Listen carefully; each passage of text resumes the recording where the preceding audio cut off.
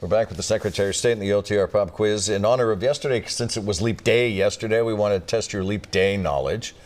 This question really tests the quick math as well. What are the chances of being born on Leap Day? Is it 1 in 1,461, 1 in 1,460, or 1 in 366?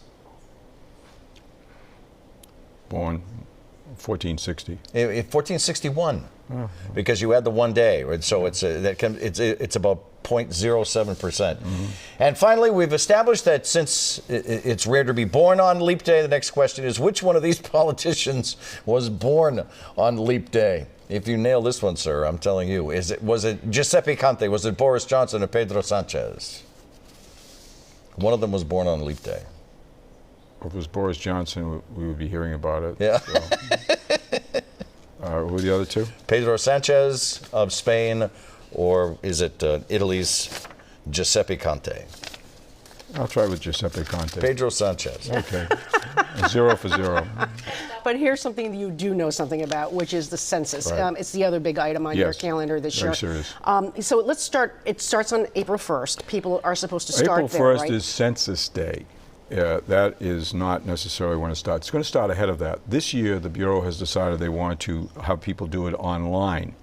They have a lot of confidence. This is the important. You should recognize that the census counting is actually controlled by the Commerce Department of the United States government. The state can't do anything much about that. But I am the designated liaison, the contact person. They are very invested in the idea of people doing it online.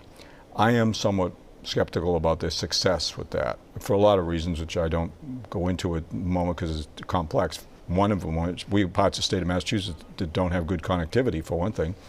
I'm skeptical. They are very confident that people are going to do this. My concern is that they're going to try repeated attempts to mail you things saying go online or do it over the phone, and if you don't do it, we'll send you a mail. But they're not going to send the mail out until into April, probably early April. That's late. I think getting everyone, we have a big problem with the census, as the whole country does. In Massachusetts, we have 6.9 million persons, we believe, 1 million of whom are not native born. Those persons, we are very concerned about answering the census, whether they're legally present or however they're here. They are here. That issue has been resolved by the United States Supreme Court. Citizenship is not an issue. It's every person. I'm concerned about the shortfall that could be created if they're not properly counted.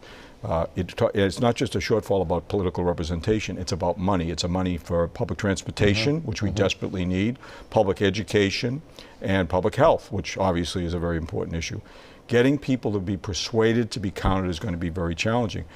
The internet, I don't think, solves that problem. And I think the paper and the follow-up door-to-door, which will occur if the paper is not responded to, gets later into the season, is a bigger problem. Are you afraid of disaster? Yes, I'm very much afraid that if too much energy is invested in the online piece and we find ourselves with a poor response rate, and I hope I'm wrong, I hope they have a great response rate, but if we do, it could be a disaster to counting. And let me tell you why. Is it possible the federal government is deliberately doing this to suppress, you think, or not? No, I don't think this is suppression. I think the Trump administration was deliberately doing it to suppress on the citizenship question. I don't believe this is not.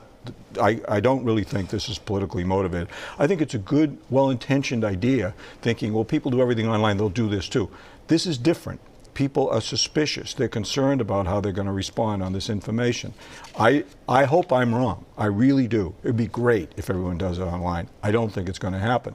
My concern is the amount of time left to compensate if they don't. Let me bring up one particular group. College students who should be counted here if they spend most of the year here.